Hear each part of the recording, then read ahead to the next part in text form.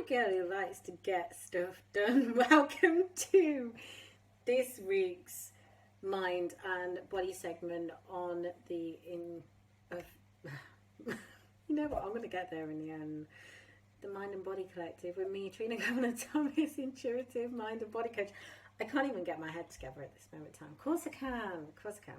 Right, so today we're going to talk about feeling into your eating patterns. I really want to share a story with you.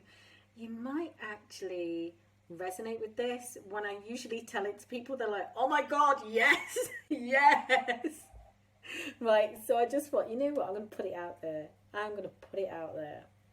Right, because a lot of eating plans don't take into the psychological things that are going on within us. So I want to teach you about feeling into your own eating patterns, your own eating cycles, so to speak, because nobody knows your body better than you, and it helps you tune into you. Right, so when you know how it feels, then you're able to get through it a little bit easier. You'll understand the triggers, which I've done a video on triggering recently, and then you'll be able to get through it a little bit easier. And it changes the way that we eat.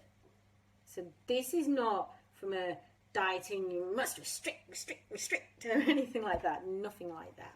No. It just changes the behaviours around how we eat and what we eat. So, I want to share with you today a story.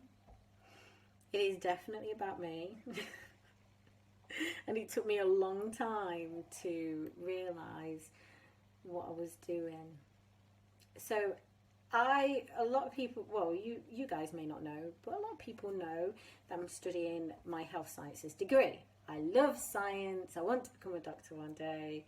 And I love spirituality as well. There you go. I digress though.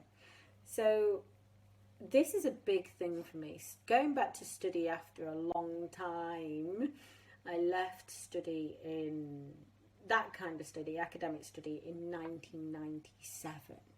So, and I'm sure many people who watch this have left it long before I have, but to me it was a long time. And I'd always wanted to go to uni.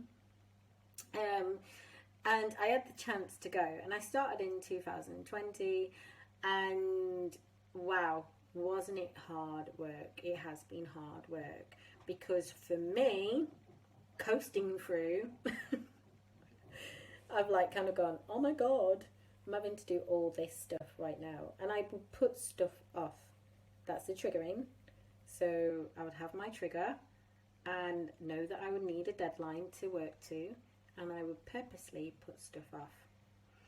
And every time I would study, I would go back I would get all this food out before I get my computer out.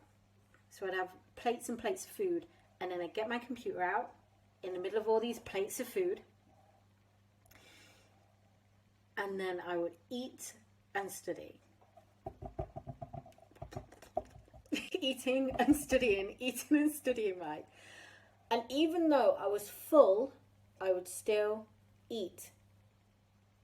And I'd be kind of like aware every single time I was studying that, oh my God, I'm getting all this food and I'm eating. So one night, when I had a really looming deadline, and I knew I wasn't finishing on time, I decided to move the food out of the way. I was full. So it wasn't if I was starving myself or anything, I was full, more than full. So I moved the plates out of the way. And I went back to my study. And I sat and studied. And I felt something rise up.